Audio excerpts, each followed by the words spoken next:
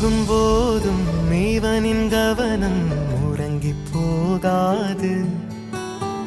கனவில் கூட காவல் செய்யும் கடமை மறவாது.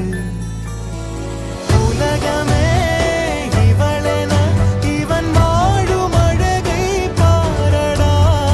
மகளென வளர்க்கிறான் இவன் உயரம் குறைந்த தாயடா.